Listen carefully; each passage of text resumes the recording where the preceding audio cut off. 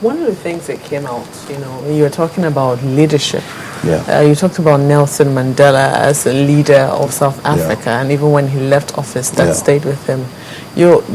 Shouldn't we also put into cognizance the circumstances under which Nelson Mandela emerged, and what eventually set him aside as a rare breed, in the sense that initially he was leader of Black South Africa, agitating for a particular cause.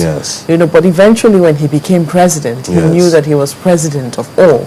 And, was able to manage the situation from degenerating. One would say that, first of all, we do not have such a circumstance, and it would seem that within the circumstance that we have, our leaders are doing the best, but that the makeup of the country, the way it is made up, the fact that we don't have federalism, as it was saying, makes it a little difficult for agitations from different parts of the country to be met. Yes. Do you agree? No, I agree with you to some extent that the fragmentation, the ethnic thinking and leanings and cleavages are really wearing down on the leader. But that notwithstanding, have you read Nelson Mandela's speeches in prison? If you have read his speeches in prison, this man, even though he was supposed to be fighting for the blacks, but he was speaking for the good of all South Africans. I have a lot of them. He was not against the whites. He was not against the blacks, even though the blacks are the ones who are under the subterfuge of the whites.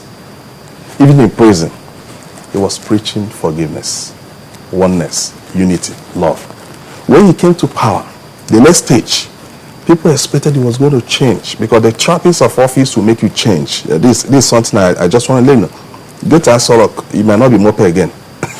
These guys will not have access to your number. I mean, I'm just telling you the truth. Why would that be the case? She knows that. She knows that. I don't know that. That's the same for me. What I know, what I don't know. Okay, you see, when he came to power, Nelson Mandela, the president of South Africa, he never changed.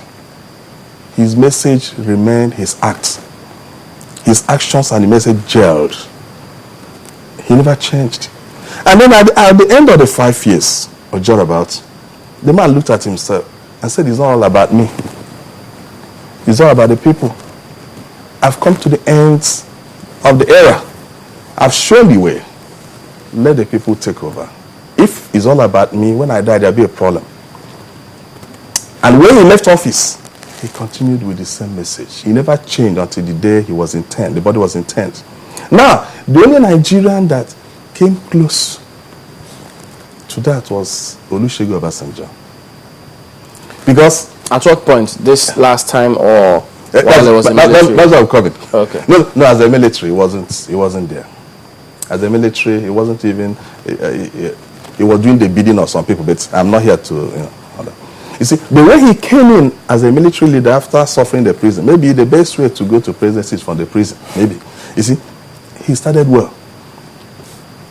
He was praised by the East, West, North, and South. He started well. He saw the structures of the hegemony of wickedness in place when he came. He started dismantling them. He was decisive. He was selfless. He was working. But all of a sudden, because of third-time agenda, he became a populist. And the Bible says, woe to you when all men call you good.